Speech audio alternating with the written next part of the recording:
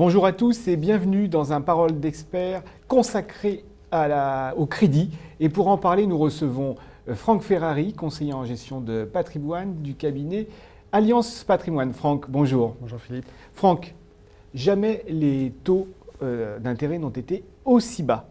Qu'est-ce qu'on doit faire? Est-ce que ça fait peur? Est-ce qu'on doit en profiter? Alors dans la mesure du possible, lorsqu'on a besoin d'avoir recours au crédit, évidemment, c'est une opportunité.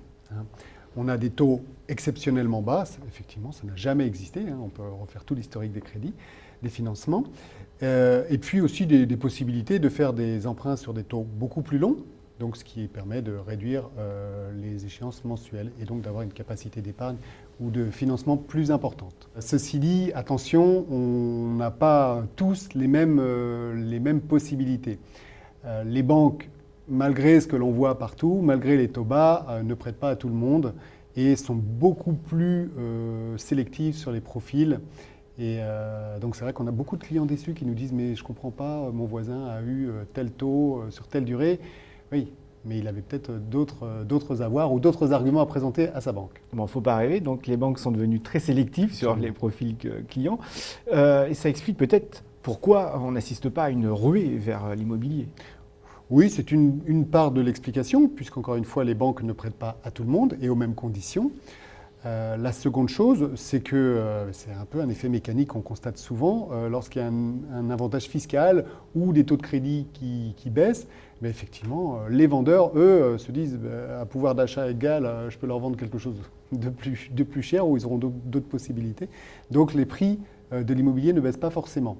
Et donc on constate que des biens ne se vendent pas et il faut attendre 6, 7, 8 mois, là où habituellement il faut attendre 3 mois pour vendre un bien immobilier. Parce qu'il faut attendre que le vendeur devienne plus raisonnable.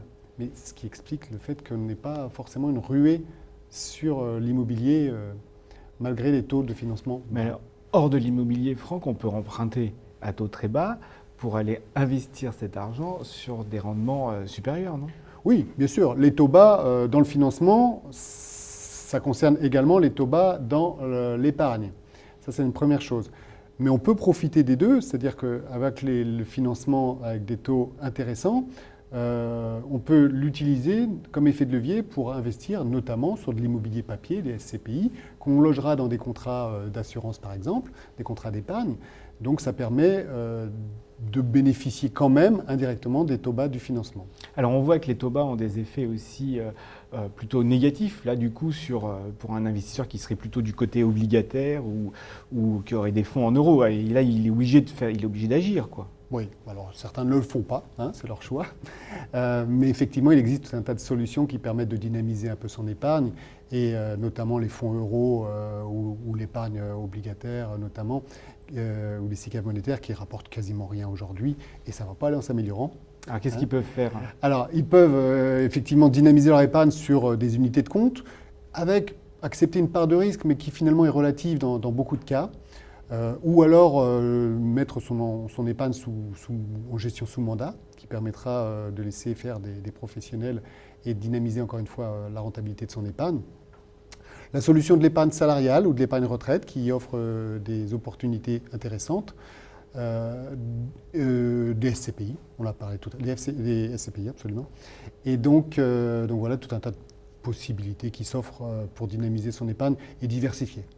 Eh bien Franck, merci. Merci.